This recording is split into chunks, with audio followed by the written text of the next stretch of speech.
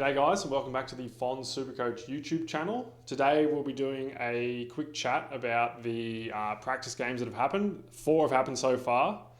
I just want to talk rookies and what we've seen in these practice games so far. So probably a quick video. But yeah, I'll do a little bit of a quick team update first, I guess. So Jack Sinclair with the calf or hamstring injury. I think it's a hamstring actually. He'll probably be fit for round 1, but I don't like the pick as much anymore because it's a guy who's not going to have a full preseason, wrong side of 30, and has soft tissue injury history. The hamstring injury doesn't look that bad, but I've been spooked off of it for now. I will reassess closer to round 1 because I did like the pick a lot. So I've brought in Jaden Short, who I recall talking about why I didn't like this pick. I did see some things in the Richmond practice match, despite him not playing, which I'll explain later because it probably sounds silly now. I did see some things in the Richmond practice match that I liked for Short. And the other thing is I have Horn Francis in.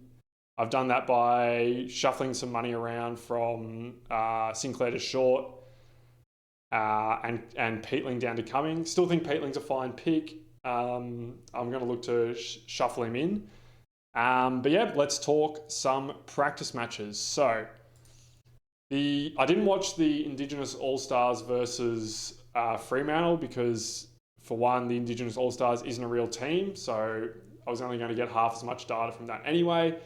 And for 2, it's more of an exhibition match than an actual practice match.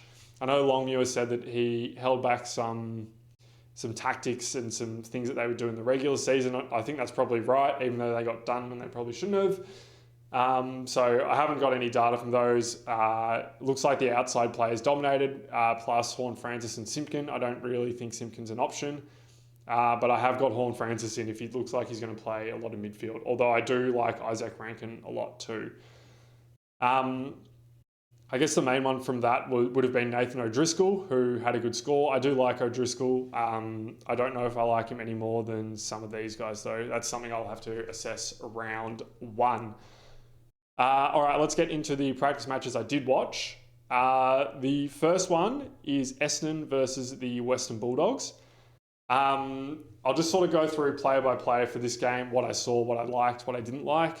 So I've got, excuse me, I've got Zach Reid up first. Thought he was pretty strong in the air and got involved in some junk across half-back, exiting defence, switching, that sort of stuff.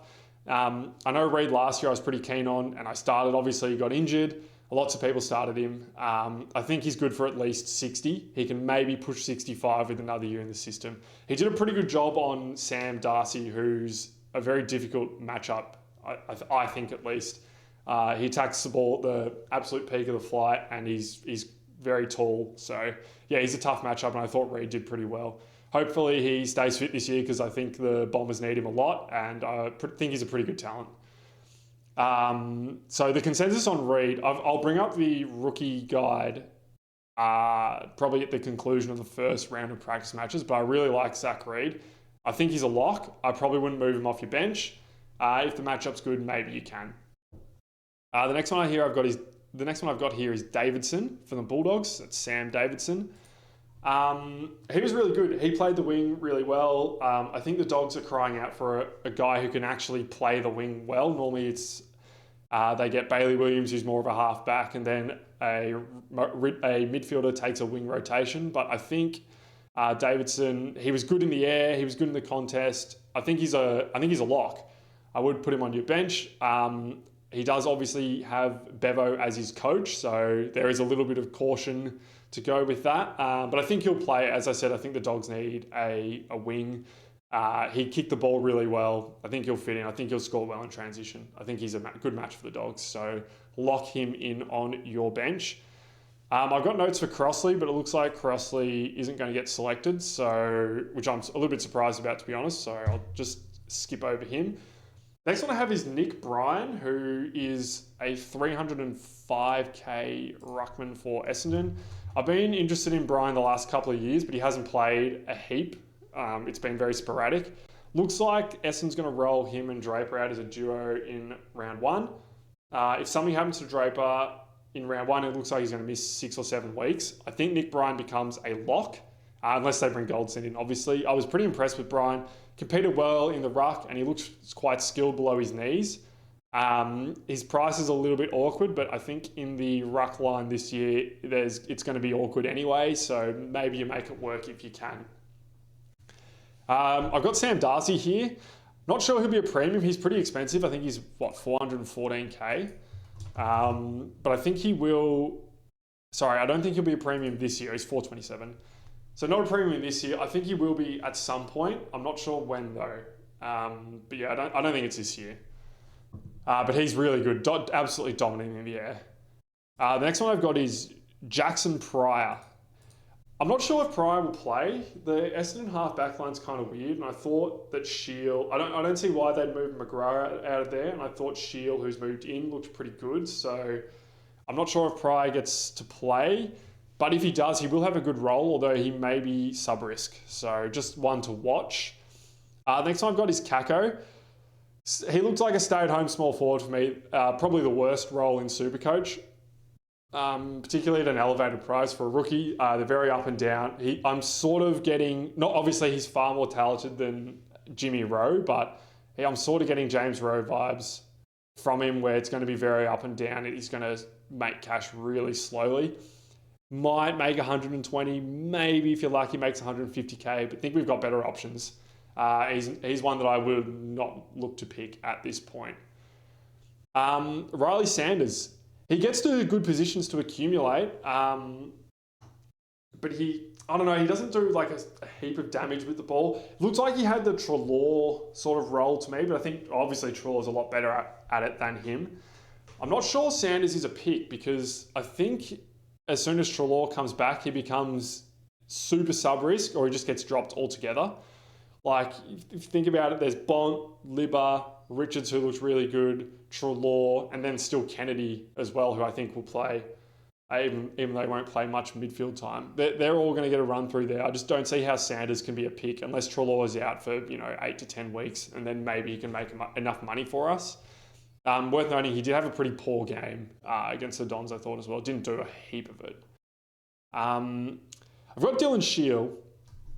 Now, he's way too expensive to consider, but he actually looked okay off half-back, which I can't believe I'm saying. His kicking was okay. Obviously, practice matches are very uncontested, and those half-backs, wings, half-forwards tend to have quite inflated scores. But I thought he actually looked okay, which, I don't know, that probably bodes well for Essendon, but not so much for the likes of a Jackson Pryor, who's fighting for a spot in that team. But yeah, I don't think you can pick him, but maybe one to look out for draft. I've got Saad El Hawley here, who you can see is not in my team anymore. It looks like he played weak side or fat side wing, and he looked a bit lost in the first half. Did build into the game in the second half, but I think we're going to have a lot better options for rookies. I did say he was close to a lock in my first video. Now that he's playing the wrong side wing, I'm not so sure about it. I don't think he played the wing particularly well. So, yeah, definitely one to watch in the next game. And we get a look in round 0, obviously. But for now, he's not in my side. The next one I've got is Elijah Sardis, whose role looks really good. It's straight inside mid-minutes. It's worth noting that Darcy Parish did not play. I'm trying to think if any of the other ones didn't play. Maybe Durham didn't as well, but his role in the practice match looked really good, and he was a good accumulator and good with the ball in the contest, getting lots of clearances, handballs out to the outside players. I will say his kicking was absolutely atrocious, but we probably expect that from Sardis at this point. Hopefully he brings his kicking back in line, because apparently he was a decent kicking junior, so I'm not sure what's happened there. But yeah, I really like Sardis. He's in my team for now. I think he will make bulk cash if he plays, and think he's an on-field option with that role. Next one I've got is Jed Buslinger, who came on in the second half, which I think means he's probably not a lock to play like I had originally thought he was. Did some nice things intercepting the ball, got to some good positions, but had some terrible decisions with the ball in hand, kicking the ball, some shocking turnovers, that sort of thing. So not sure Buslinger plays. I think if he does, he's not really a sub-risk, but you never know with Bevo. It looks like he preferred like a 3 tall setup of Lobb, Fraser, and O'Donnell. So I'm not sure we'll get Buslinger. Might be a good downgrade option later on in the season. The next one I've got here is Ryan Gardner, and I've only got him in here because there was some suggestion he would play ruck relief for English. He did sort of the same as Buslinger, made some good plays in the air, but some poor plays by foot. Not sure we get him, but given that they haven't signed Crossley, maybe we do get him. Again, not sure. Another one I'm not sure about is, I think his name's Luke Cleary for the Bulldogs. He played a couple of games last year or the year before. Okay. Yeah, he's played 1 or 2 games. I don't know. He looks okay, but again, I'm not sure that he plays. Only came on in the second half, so probably not one that we're going to get, but worth keeping in mind, I think. And then I've got Tom Edwards, who's not in Supercoach yet. He took the absolute piss in the second half. I think he kicked 4 goals or 4 goals 1 or something like that. And Essendon signed him up pretty much straight after that. He'll be 99k. He might be worth having on your bench because I think Essendon needs that sort of guy. He's sort of like a medium-sized forward. He was really good, so definitely one to keep an eye on. We get a look at him, obviously, in round 0, as is the same with all these Essendon players. So if he spikes a big score, we're probably going to get him in. But he's not going to have a great role for Supercoach, so maybe a miss. So yeah, that was my notes from Essendon versus Bulldogs. I don't really have any notes on premiums because they tend to coast in these games, particularly in the first practice match. Also worth noting for the Dogs, there was no Bont, Libba, Treloar. I think that was it. So like Ed Richards absolutely dominated as well. But yeah, let's move on to Richmond versus West Coast. If you're looking for a practice match to watch, probably not this one. This game was absolutely terrible. It was a lot of chip mark in defence for both teams, although it did look like West Coast were trying to move the ball quicker than previous years. However, to counteract that, Richmond were moving it slow as anything, only trying to take safe kicks. That's why they didn't really threaten the scoreboard. But I do like that for Jaden Short because chip kicks in defence get a 20% boost, and Short hasn't typically been a junker, if you like, but I think that he's going to have to play that way. I think that's the way they're going to play. It looks to me like they're going to try and not lose by as much rather than win games, at least at the start, until maybe they try and get a little bit of momentum.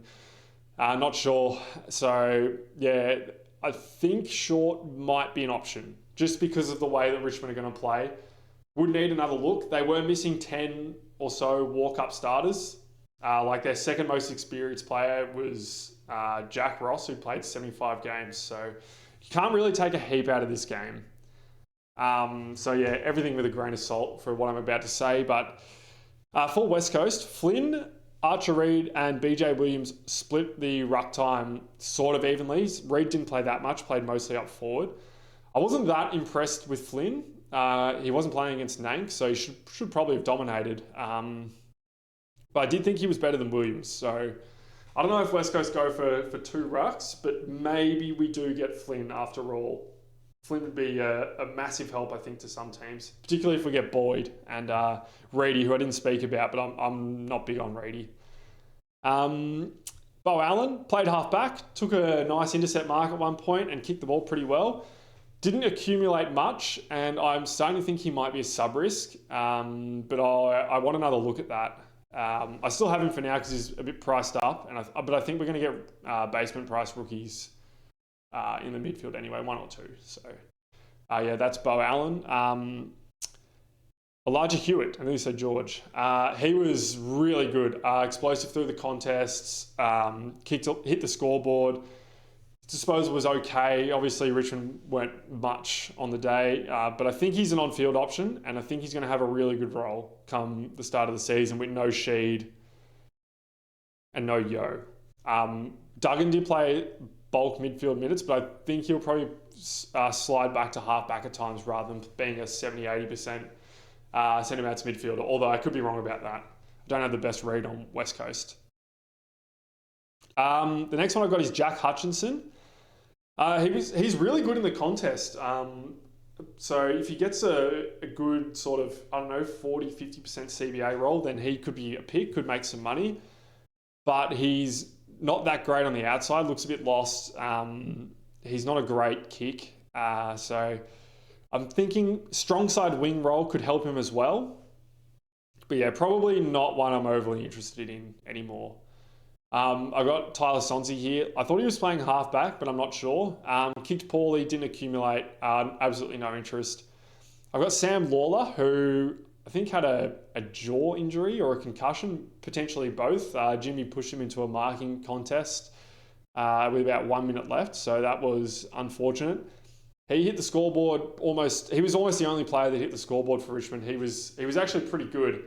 I don't know if he gets enough of a midfield role to score and make enough cash. But yeah, he looked okay. Looked good. Looked damaging up forward. I think Richmond have a good one with him. But I'm not sure he's going to be a good rookie this year for Supercoach. I've got Liam Baker, whose contested stuff looks quite good. Didn't take any kick-ins though. And his kicking across the ground was pretty poor. So I was pretty interested in Liam Baker before watching this game, but I'm not so sure at the moment. Next one I've got is Caleb Smith. Got a fair bit of footy.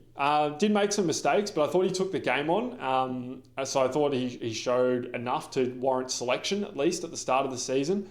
I assume that him, Banks and Trezise are all going for the same half-back spot. And I thought he was the best out of the lot of them. So we're going to get another look before round one, but I did like what I saw from him, so he might be a pick. Next one I've got is Tyrell Dewar. Hope I'm saying the name correctly. Yeah, Tyrell Dewar. He was really good on the weak side wing. Nearly took Marquee of the Year twice. Did a lot of good things. Probably not playing a great role for Supercoach, but worth watching. Worth putting on your watch list. He's a forward, 166k. Interesting. We'll probably get better forwards, but yeah, again, one to watch. And the next one I've got is Jack Graham. Had a lot of CBAs, but didn't really do much. I don't know if he averages enough to be a top 6 forward. 376. Yeah, probably not. I don't think he's a pick, but yeah, I think he will make a big difference to West Coast, but he won't be a Supercoach scorer. All right, let's move on to Geelong versus Hawthorn. This was a classic preseason game. All the outside players just dominated. So like Holmes, Stewart, Day was good both inside and outside. The wings were really good. Smith was really good. So yeah, classic preseason game. Heaps of junk. All outside ball. So let's get into some players. So first off, I've got Baz. I've got one word written here. Lock. If you were considering fading him, don't consider it anymore. Get him in your side. This guy is an absolute lock to be a top 6 forward. The next one I've got here is Sicily. I did say in the Essendon versus Bulldogs game, I wasn't taking notes for Primos really. It's because there were a lot of Primos that were out. This game, it looked like we pretty much had the full slate of players. Sicily's role looked pretty good, but he didn't take a heap of kick-ins. So for 3 quarters, he was entirely behind the ball. And then in the last quarter, he had maybe 3 minutes forward of the ball and a couple of minutes on the wing. And then they sat him down for the rest of the game. So I'm not reading too much into that fourth quarter. It looked like they were giving some other guys a bit of a go behind the ball.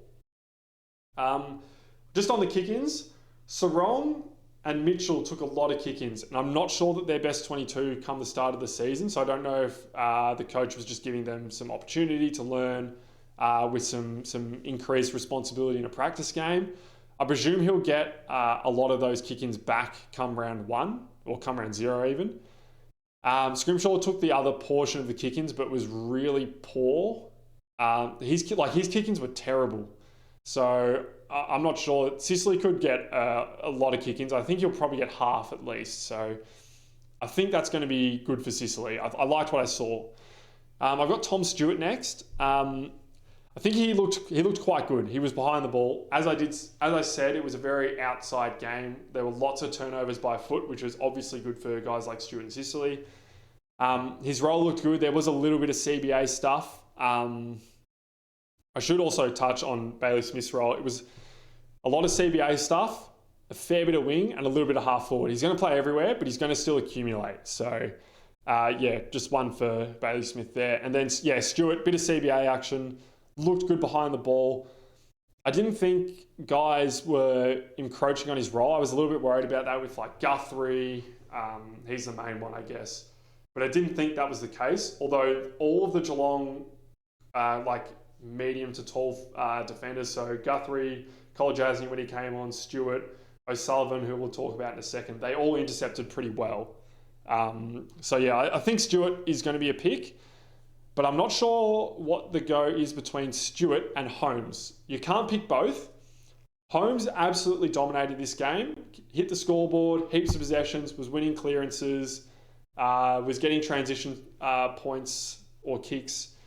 He was really good, so definitely one to look at. That might be a just before the bounce of round one decision on who I go with between those two there. I originally don't like the Holmes pick, but he did get a lot of CBAs. I'm not sure how good his contested game is. I thought Hawthorn played pretty poorly, and obviously pre-season game, the contested stuff isn't very physical or tough. So I'm not sure. Looking forward to getting a look at those guys in round 0. The next one I've got is Nevitt. Role looks really good. It's predominantly centre bounce mid, a little bit of wing rotation, maybe a little bit of forward time as well, but predominantly inside mid. Heaps of CBAs came with that, as they do. And his contested stuff was really good, tackled a lot, won a lot of clearances, contested possession. I think he's a lock. I think he is an on-field option, but I'm not sure with the coach because he could get subbed. I'm not sure, but I did really like Nevitt. I thought he was quite good. So one to have in your teams definitely for now. Obviously, get a look at him round 0. I've got Will Day next. I thought he was being managed in the first quarter because I didn't see a heap of him. But there were stretches in the second and third quarter where he was pretty much dominating. There was one time where he hit the scoreboard 3 times in a row. He looks really good. Get a look at him in round 0. I'm not sure I love the pick still. He's still made of glass, and I'm not sure that this is the season that he goes big. It will happen. I'm not sure if this is the one. I've got Sam DeConning next. Played primary ruck, so big tick for those who wanted to see that. I still don't trust the pick with the coach. Blitzarves is going to play. I would be surprised if Stanley didn't play at all, so I'm not sure where Geelong goes with this. He's not that good in the ruck, but he probably can score. I don't have him in my team, even though it would free up some cash because I don't. Something just smells bad about this pick for me. So if you want to pick, I think the logic is there. We're looking for role. It's there. The scoring ability we've seen. Something just smells bad for me. So pick if you want. It's not for me. The next one I've got is Connor O'Sullivan, who was extremely good. Taking intercepts, getting quite far up the ground, kicking the ball really well. I'm not sure how safe his job is in that Geelong lineup, but he did himself no disservices with this game. I've got him in my side for now. I think he's an on-field option if he gets there. But yeah, definitely one to watch. And another one we get a look at in round 0. Last one I've got is Ramsden, who I think might play early because of the injuries to the Hawks forward line. But it's a terrible role, and I don't think he's going to be able to score in it. That's the first few practice matches in review. Let me know what your thoughts were. Let me know if I've missed any players. Thanks for watching, guys, and I'll see you next time. Bye, guys.